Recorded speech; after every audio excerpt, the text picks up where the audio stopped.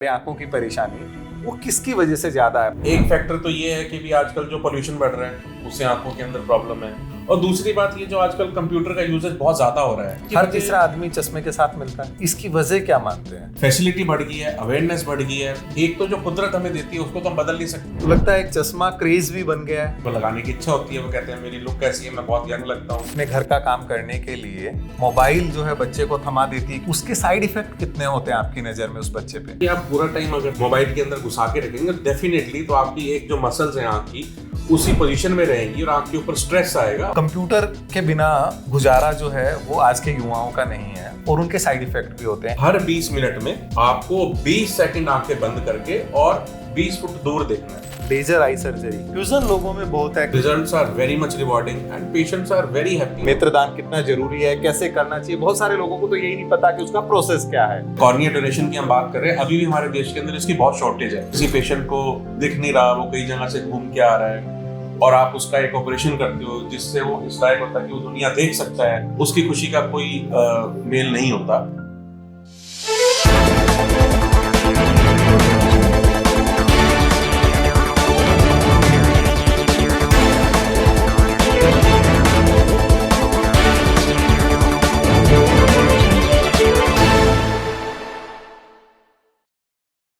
नमस्कार दोस्तों, question year में आपका स्वागत है। और आज की यदि बात करें तो आज हमारे साथ ना तो कोई बाबा ना पॉलिटिशियन बल्कि जाने माने नेत्र विशेषज्ञ हमारे साथ हैं।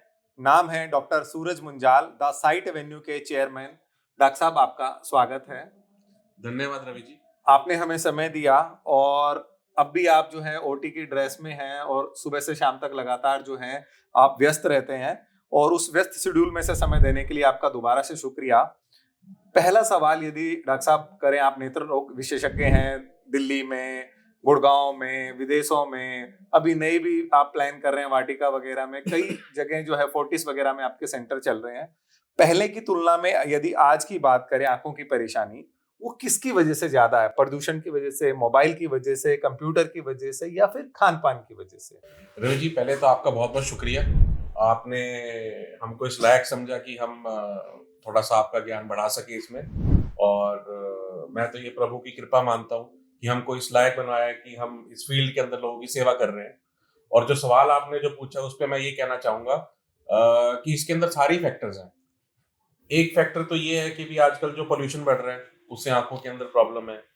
कंप्यूटर का इस्तेमाल, भरपूर इस्तेमाल, स्पेशली बच्चों में, यंगस्टर्स के अंदर, उनका काम ही सारा कंप्यूटर पे डिपेंडेंट है जी। तो केवल कंप्यूटर इस्तेमाल ना करना बल्कि कंप्यूटर कितना इस्तेमाल करना, कितनी दूरी पे इस्तेमाल करना, और कुछ कुछ परहेज है जिनको ना लेना, वो खान पान से तो इसका असर है ही है डेफिनेटली। तो ऐसे के अंदर मैं हमेशा सजेस्ट करता हूँ कि जो लोग जिनका कंप्यूटर का ज्यादा यूजेज है या पोल्यूशन को ज्यादा एक्सपोजर है, वो अपने डॉक्टर्स के पास नियमित रूप से रूटीन के अंदर साल में एक बार जाएं, अपनी प्रॉब्लम्स को डिस्कस करें। उनको कुछ ऐसा लगता है कि उनको स्ट्रेस आ रहा है या चश्मे का नंबर बढ़ रहा है या स्टेबल नहीं है, तो अपनी डॉक्टर से मतलब मशवरा जरूर लें। और डेफिनेटली मैं एक चीज और ऐड करना चाहूंगा आपको कि हमारी टेक्नोलॉजी इतनी आज की डेट में एडवांस हो गई है, इक्विपमेंट ऐसा आ गया है हमारे पास कि पहले की तुलना में हमारा डायग्नोस्टिक भी बहुत बेटर हो गया है। तो इसकी वजह से भी थोड़ी प्रॉब्लम्स हमको बढ़ती नजर आ रही है। तो दोनों ही फैक्टर रिस्पॉन्सिबल। डॉक्टर मुंजाल, चश्मे का प्रचलन बहुत बढ़ गया है, इसकी वजह क्या मानते हैं? इसकी हर वजह तीसरा आदमी चश्मे के साथ मिलता है। इसकी वजह सेम वही आंसर है रवि जी। एक तो क्या है कि पहले उतना ज्यादा लोगों में अवेयरनेस नहीं था, अभी अवेयरनेस बहुत ज्यादा बढ़ गया है। फैसिलिटीज धीरे धीरे बढ़ती जा रही हैं और हमारे communication, social media, otherwise media, उसके थ्रू लोगों को पता लगता है कि हमको अपना रूटीन चेकअप कराना चाहिए। तो रूटीन चेकअप कराने जाते हैं तो उसके अंदर बहुत कुछ सामने निकल के आता है। अरे भाई, हम तो रोज देखते हैं, एक आदमी कहेगा यार मेरे को तो इस आंख से दिखता ही नहीं था, मेरे को मालूम ही नहीं था, रूटीन चेकअप के माध्यम से मुझे पता लगा। और दूसरी बात ये जो आजकल कंप्यूटर का यूजेज बहुत ज्यादा हो रहा है, ये भी एक बहुत मेजर रीजन है इन सब वजहों से। तो मेरा ये मानना है, एक तो जो कुदरत हमें देती है उसको तो हम बदल नहीं सकते, उसका हम उपचार कर सकते हैं चश्मा वगैरह लगा के या बाकी लेजर से या जैसे जैसे जरूरत है किसी की। लेकिन जो कंप्यूटर है उसके अंदर हम इस चीज को अवॉइड कर सकते हैं। तो आप डॉक्टर के पास जाइए, आपको कुछ कुछ ऐसा बताएंगे कि कुछ कुछ चीजों का आप ध्यान रखें, तो हम उस वजह से जो नंबर आता है उसको हम अवॉइड कर सकते हैं। बच्चों की यदि बात करें सर, बच्चों में हम देखते हैं आंखों की परेशानी ज्यादा होती है। छोटे बच्चे जो केजी में है, फर्स्ट क्लास में, सेकंड क्लास में, वो छोटे छोटे नन्हे मुन्ने बच्चे भी चश्मा लगा के चलते हैं। तो वो जो पैदा हुए हैं अभी, उन्होंने ना ज्यादा कंप्यूटर ना ज्यादा मोबाइल, वो इस तरह की जेनेटिक प्रॉब्लम होती है या हालात से होती है या फिर जो गर्भवती महिलाएं होती है वहां से, उनके लाइफस्टाइल से होती है, कैसे वो उत्पन्न होती है? अगेन मैं आपको दोबारा बोलना चाहूंगा रवि जी, क्योंकि अवेयरनेस बहुत ज्यादा बढ़ गई है। तो पहले माँ बाप उतना ज्यादा उनके पास उतना जरिया नहीं था बच्चों को चेकअप कराने का। तो आज के डेट में माँ बाप एक तो अवेयर बहुत ज्यादा हो गए हैं, डायग्नोस्टिक बेटर हो गया है। और अगर हम थोड़ी सी भी प्रॉब्लम को हम आज की डेट में एड्रेस करना चाहते हैं तो माँ बाप इतने जागरूक हैं कि अगर थोड़ा भी नंबर होगा जो पहले की तुलना में आज उसको समझते हैं कि इसको सीरियसली लेना चाहिए। तो वो एक सबसे बड़ा कारण है आप चश्मा लगने मानते का। हैं कि प्रॉब्लम पहले भी थी तब लोग अवॉइड कर देते थे, अवॉइड नहीं करते थे, अवेयरनेस नहीं थी। उनको पता नहीं लगता था? हाँ, डेफिनेटली अगर उनको पता लगता तो अपने बच्चों को तो उस समय भी ट्रीट किया जाता। लेकिन आज के समय के अंदर क्योंकि फैसिलिटी बढ़ गई है, अवेयरनेस बढ़ गई है, तो इसलिए उसको एड्रेस कर सकते हैं। लेकिन मैं अच्छी बात आपको ये बताना चाहूंगा कि प्रॉब्लम बढ़ती है तो साथ में उसका इलाज भी बढ़ जाता है। तो आज की डेट में एक मायोपिया कंट्रोल ग्लासेस है, वो आ गए हैं। अगर आप बच्चे का नंबर है भी तो बच्चे को अगर नियमित रूप से वो पहनाएं जो कि नॉर्मल चश्मे की तरह है, तो उससे आपका नंबर एक्चुअली में बहुत कम बढ़ता है, क्योंकि ग्रोइंग है, बच्चे का नंबर भी बढ़ता है। अगर आप मायोपिया कंट्रोल यूज करते हैं, जो कि मैं आप ऑलमोस्ट 2 साल से यूज कर रहा हूँ, तो मैंने देखा है कि उनका चश्मे का नंबर बढ़ने से रुक जाता है। वो बहुत इफेक्टिव है। अक्सर हम देखते हैं सर, जो रूरल में भारत बसता है और खासकर हरियाणा जिस स्टेट में हम बात कर रहे हैं, माँ जो है अपने घर का काम करने के लिए मोबाइल जो है बच्चे को थमा देती है, क्योंकि डाटा जो है अभी बहुत सस्ता है, इंटरनेट, और वो बच्चा उसमें गेम या गाने या कुछ जो है उसका यूज करता है। माँ सोचती है कि बच्चा नहीं रो रहा है, लेकिन उसके साइड इफेक्ट कितने होते हैं आपकी नजर में उस बच्चे पे? रवि जी, डेफिनेटली उसके साइड इफेक्ट तो होते हैं।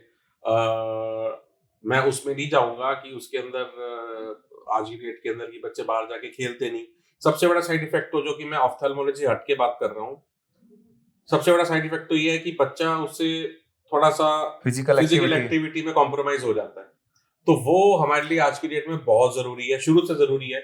एक वो सबसे बड़ा कॉम्पोनेंट है। दूसरा कि आप पूरा टाइम अगर आंख के अंदर उसको अपने आप को मोबाइल के अंदर घुसा के रखेंगे, डेफिनेटली तो आपकी एक जो मसल्स हैं आंख की, उसी पोजीशन में रहेंगी और आंख के ऊपर स्ट्रेस आएगा और डेफिनेटली नंबर आने के चांसेस उससे बढ़ जाते हैं।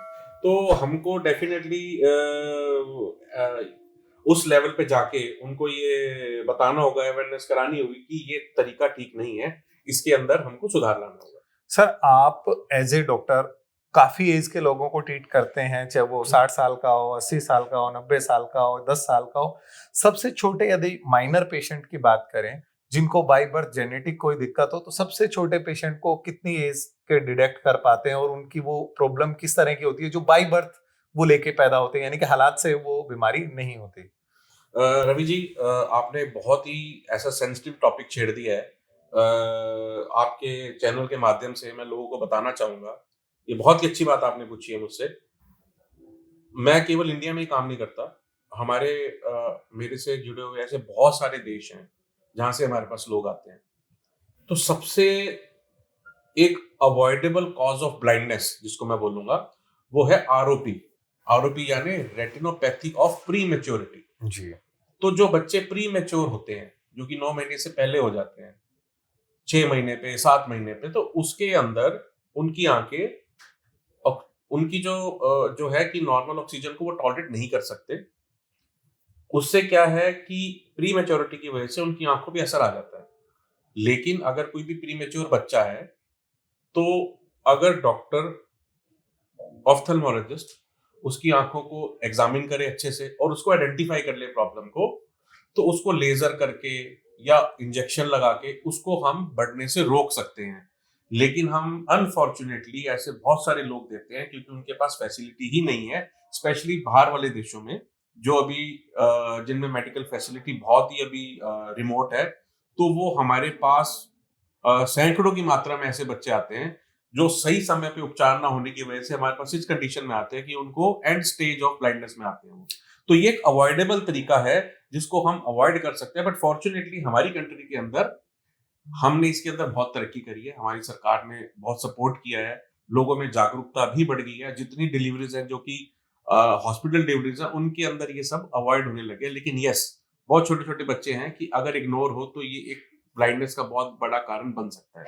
ये बच्चों की बात थी डॉक्टर जी। सूरज। अभी यूथ की बात करें तो चश्मों को लेके बहुत क्रेज है। कुछ शौक में लगा रहे हैं, कुछ मजबूरी में लगा रहे हैं। तो लगता है एक चश्मा क्रेज भी बन गया है।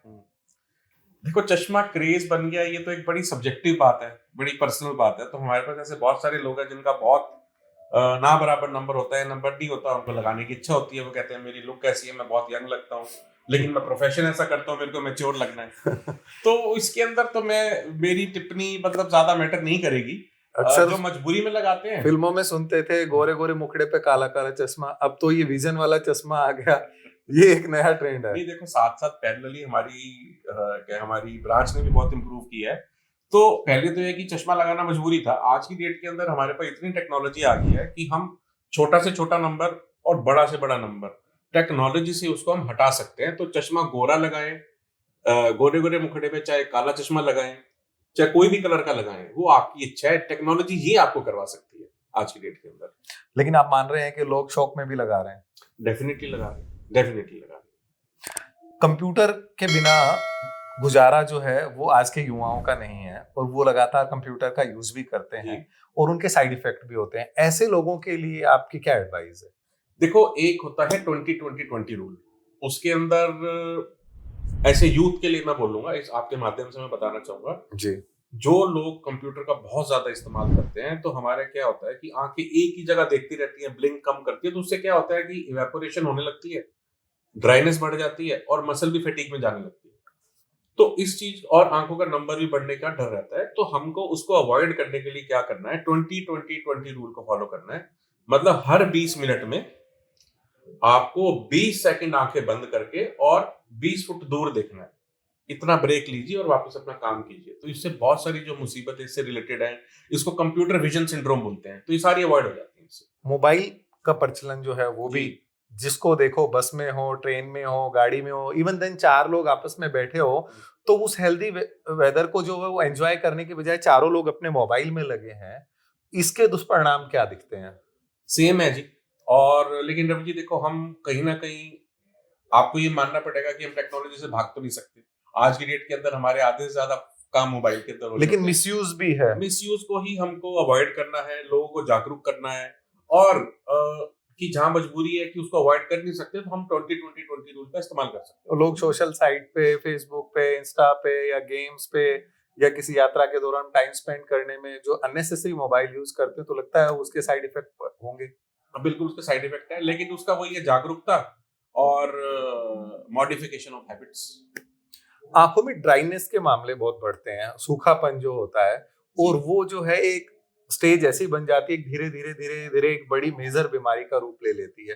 तो को लेके किस तरह की अवेयरनेस हो, किस तरह से बचा जा सकता है, क्या ड्रॉप डालनी चाहिए, किस तरह से आंखों को जो है सुबह सोते उठते किस तरह की देखभाल करनी चाहिए? ये भी रवि जी आपने बहुत इंटरेस्टिंग सवाल पूछा है।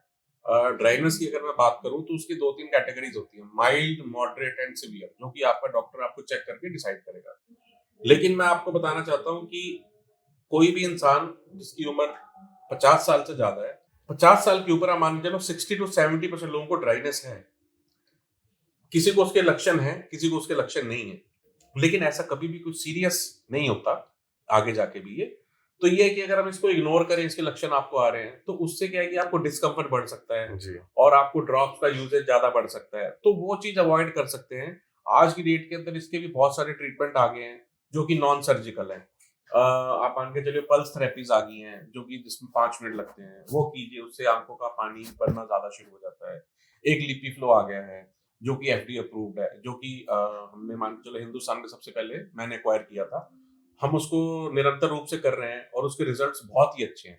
तो सब कुल मिला के ये बात है, ये रूटीन माइल्ड लाइफस्टाइल डिजीज है बिकॉज ऑफ द एनवायरनमेंट, जिसका एनवायरनमेंट का बहुत बड़ा रोल है। तो लेकिन आप अगर रूटीन में साल में एक बार अपने डॉक्टर को जाके मिलते हैं, रूटीन चेकअप कराते हैं, तो ये चीज पकड़ में आ जाती है, तो आराम से सॉल्व होने वाली सब प्रॉब्लम्स है।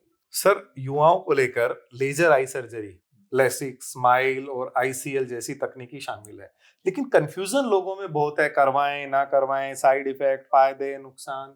हम चाहेंगे आपके माध्यम से जो है सभी लोग जो देखें सुने कि किस तरह के इनके रिजल्ट हैं, करवानी चाहिए नहीं, आप एक बार इसको सिंपल तरीके से समझा पाएं। मैं बहुत ही सरल तरीके से आपको बताना चाहूंगा। ये वाली सर्जरीज करते हुए मुझे आज 15 साल से ज्यादा हो चुकी हैं। आईसीएल की अगर मैं बात करूं तो इंडिया के अंदर मतलब one of the highest numbers है हमारा। लेसिक और स्माइल की भी बात करें तो उसके अंदर भी हमारा हाईएस्ट नंबर है। सरल तरीके से मैं ये बताना चाहूंगा कि ये सर्जरीज करना, ये इलेक्टिव सर्जरीज है। इलेक्टिव सर्जरी मतलब उनको करने की कोई इमरजेंसी नहीं है, कोई आपको फोर्स नहीं कर रहा। लेकिन चश्मा किसी को ठीक लगता है, किसी को इनकन्वीनियंस लगती है अगर थोड़ा कम नंबर है। अगर किसी का बहुत ज्यादा नंबर है तो उसके लिए कहीं ना कहीं हैंडीकैप भी है। मानिए आपका चश्मा कहीं रह गया, गिर गया, टूट गया, तो आप बिल्कुल लाचार हो जाते हैं। तो आज की डेट के अंदर इनमें से कौन सी सर्जरी करनी है ये आपका डॉक्टर ही आपको बेस्ट बता सकता है, और उसके एसओपीज, प्रोटोकॉल्स, क्राइटेरिया साफ सुथरे बने हुए हैं। सो मेरा ये आपसे सलाह है कि अगर किसी का इस तरह का विचार आता है तो केवल आप अपने मन से कुछ मत सोचिए, आप अपने डॉक्टर के पास बताइए, जाइए, उससे बात कीजिए, उसको बताइए मेरे मन में ये है, मुझे ये चाहिए, मेरे को ये जरूरत है, ताकि वो आपको समझे, फिर आपका एग्जामिनेशन करे, फिर आपको बताए ये 1 2 3 कि आपके लिए ये बेस्ट है, और आप फिर उसको ऑप्ट कीजिए। डेफिनेटली ये बहुत रिवॉर्डिंग सर्जरीज है, रिजल्ट इसके बहुत ही अच्छे हैं। और जो कि स्पेशली स्माइल सर्जरी आज की डेट के अंदर लेजर की हम बात करें तो results are very much rewarding and patients are very happy. और जैसे आज आप काम कर रहे हैं तो हम तो बड़ा कॉन्फिडेंटली पेशेंट को बोलते हैं आज सर्जरी कराइए और कल आइए, खुद ड्राइव करके आइए। सो टेक्नोलॉजी इतनी advance, same is with ICL and LASIK also. So technology इतनी इवॉल्व हो रही है, अगर ढंग से उसको किया जाए तो रिजल्ट्स आर वेरी एनकरेजिंग। तो उसमें कोई दिक्कत वाली बात नहीं है। बस अपने डॉक्टर से आप बात कीजिए, आप उसके लिए फिट है, और फिट है तो क्या आपके लिए बेस्ट रहेगा, दैट इज इंपॉर्टेंट। आपने अभी कहा कि रूटीन चेकअप जो है लोगों को करवाना चाहिए जी। एक स्टेज होती है, किस उम्र में आके, कौन से पड़ाव में आके लोगों को इसकी शुरुआत करनी चाहिए?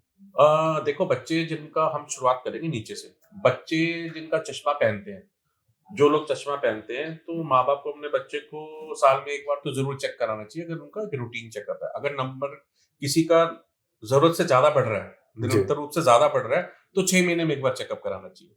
जिनका नंबर बहुत ज्यादा है उनको अपने रेटिना का, जो आंख का सबसे पीछे वाला पोर्शन है, उसका निरंतर रूप से चेकअप कराना चाहिए साल में एक बार। फिर अगर हम बात करते हैं 40 के बाद, आपके ग्लूकोमा होने के चांसेस बढ़ जाते हैं, या अगर किसी को हाइपरटेंशन है या ड्राइनेस है, इन सब की प्रॉब्लम्स आ सकती हैं, या पहले से चश्मा पहन रहे हैं या रीडिंग का चश्मा आता है, तो 40 के बाद आपको एक रूटीन चेकअप साल में एक बार जरूर करना चाहिए। बीपी और शुगर के मरीजों को आंखों की परेशानी के बढ़ने के चांसेस सर कितने होते हैं? देखो, बीपी एंड शुगर, देखो शुगर हमारे रेटिना जो आंख का है उसका सबसे बड़ा दुश्मन है, और उसको बोलते हैं डायबिटिक रेटिनोपैथी, जो शुगर की वजह से रेटिना के अंदर चेंजेस आते हैं। कैटरेक्ट भी उनको जल्दी हो जाता है, लेकिन कैटरेक्ट हम निकाल सकते हैं, मेन प्रॉब्लम रेटिना के साथ आती है। तो जिनको डायबिटीज जिस दिन डिटेक्ट हो गई है उनको उस दिन से निरंतर रूप से अपनी डायबिटीज को स्ट्रिक्टली कंट्रोल करना चाहिए, और हर साल अपना रेटिना जरूर चेक करना चाहिए, ताकि अगर कुछ भी प्रॉब्लम है उसका लेजर या इंजेक्शन करके उसको वहीं रोका जाए, नहीं तो वो कॉम्प्लिकेट होके रेटिना डिटैचमेंट तक तब्दील हो सकती है और आंख की रोशनी जा भी सकती है। आपने आंखों की रोशनी जाने की बात कही, जी। कितनी ऐसी बीमारियां डॉक्टर मुंजाल हैं जिससे आदमी जो है धीरे धीरे धीरे धीरे, जैसे डायनासोर खत्म हो गया, ऐसे अपनी आंखों की रोशनी खो सकता है? ये बड़ा ही टची टॉपिक है मेरे लिए। हम तो रोज ऐसे पेशेंट देखते हैं, हमारे पास बहुत सारे देशों से पेशेंट आते भी हैं, बेचारे अवेयरनेस नहीं है उनके पास। तो जैसे ग्लोकोमा है जिसको साइलेंट थीफ ऑफ आई बोलते हैं। साइलेंट थीफ ऑफ आई इसलिए बोलते हैं क्योंकि उसके अंदर कुछ दर्द नहीं आता, लक्षण नहीं आता, वो धीरे धीरे धीरे रोशनी आपका फील्ड ऑफ विजन कम होता होता आप तब आते हो जब आपका टोटल लॉस हो जाता है ऑलमोस्ट, और वो रिवर्सिबल नहीं होता। डायबिटीज के अंदर हमारे पास ऐसे केसेस बहुत सारे आते हैं, यंग पेशेंट जिनको डायबिटीज हो गया, या ओल्ड पेशेंट जिनको डायबिटीज है, ये भी पेनलेस तरीके से प्रोग्रेस करते हैं। जब आते हैं तो वो कॉम्प्लिकेट होके आते हैं, तो हम मदद उनकी उतनी नहीं कर पाते। तो अगेन पूरे वर्ल्ड के अंदर अब ये प्रॉब्लम सक्रिय है। हमारे देश के अंदर हम फॉर्चुनेट हैं कि रिलेटिवली अवेयरनेस बहुत ज्यादा है और लोग टाइमली पहुंच जाते हैं। ऐसा नहीं है कि फैसिलिटी नहीं है इसलिए नहीं आ पाते लोग, जो नहीं आते वो अपनी लापरवाही से नहीं आते, बट फैसिलिटी की यहाँ कोई दिक्कत नहीं है। लेकिन इसको इग्नोर कहीं भी किया जाए तो ये एक बहुत बड़ा प्रॉब्लम बन सकती है। अगर इग्नोर करो तो पहले दिन से नहीं होती प्रॉब्लम। यूथ की हमारी बातचीत जारी है और यूथ को लेके एक लास्ट सवाल है, फिर जो है अदर्स पे आएंगे। सर, यूथ आजकल लेंस आंखों पे चिपका रहे हैं, खासकर लड़कियां। उनको ये लगता है कि चश्मा लगे ही ना, तो उसके साइड इफेक्ट कितने, क्या वो कारगर है या उससे परेशानी है? क्योंकि लेंस का जितना हमने समझा कि उससे कहीं ना कहीं जो है इंस्पेक्शन वगैरह होने के चांसेस और दूसरी बातें रहती। कॉन्टैक्ट लेंस की बात कर रहे हैं? हाँ जी। देखो, कॉन्टैक्ट लेंस डेफिनेटली एक एडवांटेज है उसको लगाने में, लेकिन उसके साथ ना आपको बहुत सारी सावधानियां बरतनी पड़ती हैं। हमारे पास ऐसे बहुत सारे पेशेंट आते हैं, जैसे यंग लोग हैं, अपना पार्टी भी गए, वापस आए, रात को पहन के सो गए, सुबह इन्फेक्शन के पास आए, साथ आए, तो वो बहुत डेंजरस हो जाता है। कॉर्निया पे निशान पड़ जाता है, किसी किसी की रोशनी भी चली जाती है, कॉर्निया चेंज करना पड़ सकता है। तो कंटैक्ट लेंस में पर्सनली बोला जाए तो मैं बहुत ज्यादा फेवर में नहीं हूँ। ऑन एंड ऑफ कभी लगाना इज ओके, बट रूटीन में कंटैक्ट लेंस अगर आप लगाते ही हैं तो उससे ड्राइनेस होना और इरिटेशन रहना आंखों में एक सर्टन टाइम के बाद, अगर आप रेगुलरली लगाते हैं, और ये सब डेफिनेटली डर तो रहते हैं कि आप लापरवाही करें तो इन्फेक्शन का डर रहता है। तो आपको बहुत केयरफुली लगाना है, अगर वो लगाना है तो एज अ रूटीन मैं रिकमेंड नहीं करता कंटैक्ट लेंसेज। बहुत ज्यादा केयरफुली कीजिए, कोई दिक्कत नहीं। अब बात करते हैं सर बुजुर्गों की। पहले हम गांव में देखते थे, जब भी कोई बुजुर्ग आदमी आंख बनवा के आता था, ऑपरेशन होता था, 1 महीने के लिए अंधेरे वाले कमरे में उसकी चारपाई को शिफ्ट कर दिया जाता था और सभी को ये कहा जाता था इनसे कम बोले, रोशनी में ना आए, लाइट ना जलाएं। अब कितना चेंजेस है। रवि जी, हमको ऊपर वाले का शुक्र करना चाहिए, आपको और मुझे, कि हम ऐसे दौर में पैदा हुए हैं जब टेक्नोलॉजी इतनी एडवांस हो गई है कि आज की डेट में हम कैटरेक्ट, अब जैसे मैंने आज है, अब मान के चलो मैंने आज 20 एक सर्जरी कर दी और सब लोग अपने घर पे जाके खाना वाना खा रहे हैं और शाम को टीवी भी देखेंगे। टेक्नोलॉजी इतनी एडवांस हो चुकी है, और कल वो इस भरोसे के साथ जाते हैं कि भैया हम खुद गाड़ी चला के आ सकते हैं। तो अब आप खुद देख लीजिए। आपसे अगर मैं औसतन पूछूं, आप जो ओटी में जाते हैं, एक मरीज को ऑपरेट करने में कितना समय लगाते हैं? उसे कितनी देर में घर भेज देते हैं? हमारा जो पेशेंट को हम बोल के बुलाते हैं कि आप आएंगे सर्जरी के लिए अपनी, तो 3 से 4 घंटे हम बोलते हैं उनको, क्योंकि देखो जो प्रोटोकॉल्स हैं, जो एसओपीज बने हुए हैं, हम उनको स्ट्रिक्टली फॉलो करते हैं। तो सर्जिकल टाइम डिपेंड करता है कौन सा केस है। किसी में 5 मिनट भी लगते हैं, किसी में 10 मिनट भी लगते हैं, किसी में थोड़ा ज्यादा समय भी लगता है।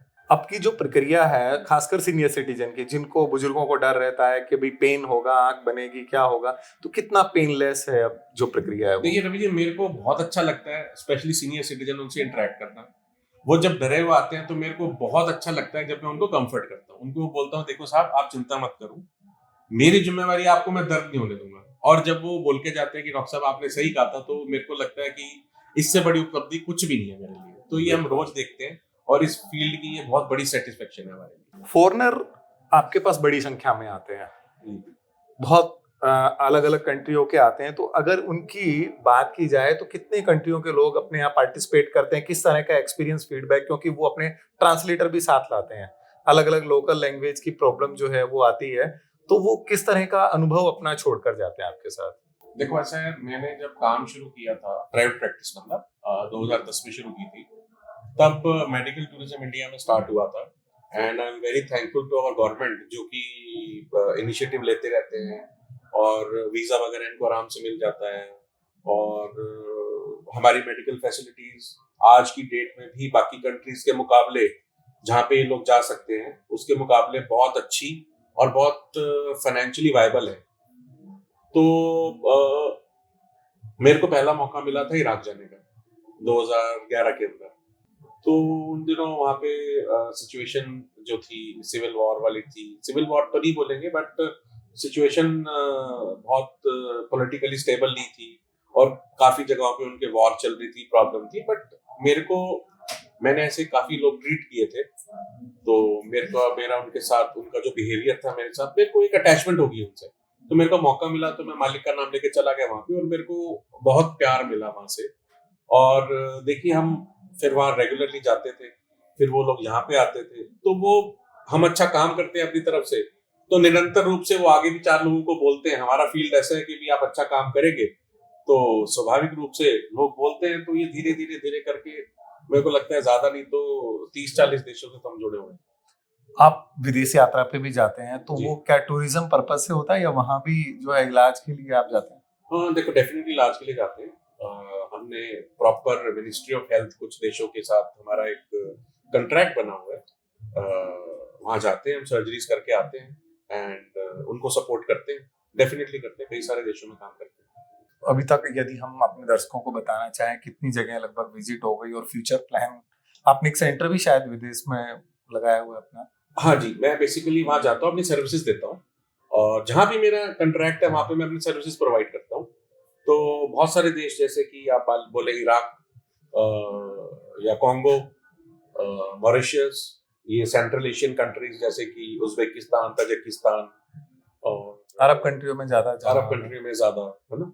तो 5-6 कंट्रीज हैं जहाँ पे हम ज्यादा हमारा। आपने 2010 से प्रैक्टिस शुरू की, 2025 में 15 सालों के अनुभव में कितने चेंजेस नई तकनीकियों के आए जो आप 2010 से अभी तक जो बदलाव देख रहे हैं, और जो इंटरनेशनल पैटर्न पे आंखों के इलाज में नई विधि जो आ गई है, कितना सारा चेंजेस है? हमारी फील्ड ऐसी है इसके अंदर टेक्नोलॉजी का बहुत बड़ा रोल है और मैं टेक्नोलॉजी को अपनाने में कभी भी पीछे नहीं रहा। तो मैंने देखा है कि लोगों को उससे बहुत फायदा मिलता है अगर आप सही टेक्नोलॉजी सही टाइम पे लेते हैं और उसका सही इस्तेमाल करते हैं। तो पिछले 15 साल के अंदर कैटरेक्ट सर्जरी, जो कि एक रूटीन सर्जरी होती थी, रूटीनली हो जाती थी, आज हम उस सर्जरी को, कैटरेक्ट सर्जरी पे आपको रवि जी एक छोटा सा एग्जांपल देके बताऊंगा।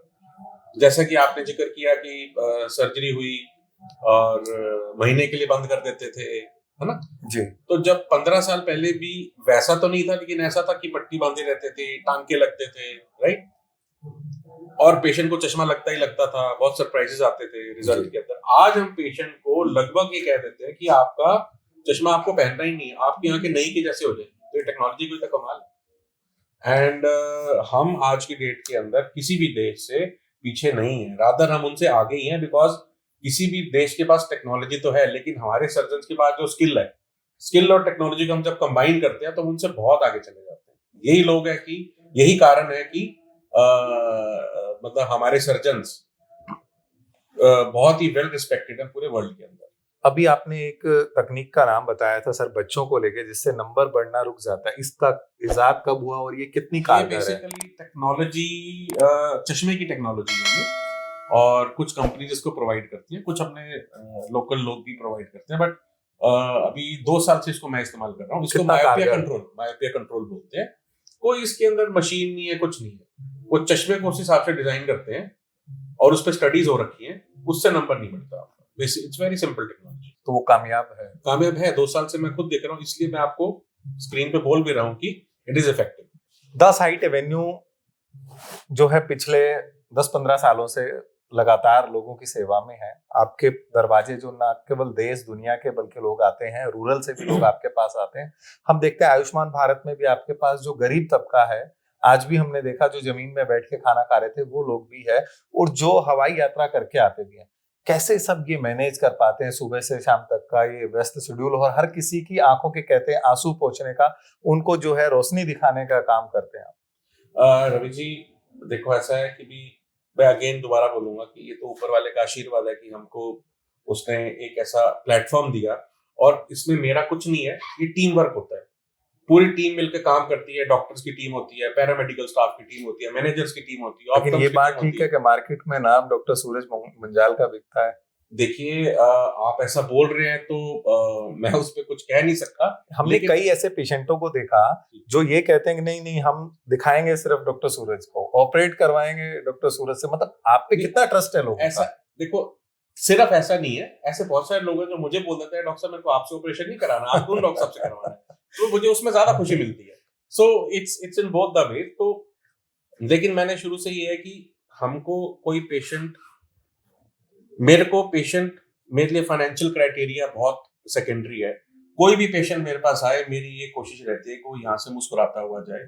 ठीक, फाइनेंशियली हमको कहीं से पैनल से आयुष्मान से कम मिल रहा है, या कोई प्राइवेट पेशेंट है रोबोटिक सर्जरी कर रहा है, सबका कॉस्ट फैक्टर अलग होता है। लेकिन आप रवि जी मेरे साथ चल के देखिए, फैसिलिटी आप देखेंगे सबको हमने बराबर दे रखी है, कहीं हमने कॉम्प्रोमाइज नहीं किया है, ना डॉक्टर की क्वालिटी के अंदर, ना ऑपरेशन थिएटर की क्वालिटी के अंदर, ना सामान की क्वालिटी के अंदर। तो ये मेरी इच्छा है कि भी जो भी आए यहाँ से खुश होकर। आपने सुना कि ये तालमेल जो है वो कितनी खूबसूरती से इन्होंने बिठा रखा है। ये डॉक्टर अच्छे हो सकते हैं क्योंकि वो इनकी काबिलियत, इनकी पढ़ाई और इनके परिवार की मेहनत इनके पीछे हो सकती है, लेकिन कोई आदमी अपने प्रोफेशन के साथ साथ व्यक्तिगत अच्छा हो, वो उसका व्यवहार होता है। और व्यवहार जो है वो पीढ़ी दर पीढ़ी संस्कारों से मिलता है, वो दुकानों से खरीदा नहीं जा सकता।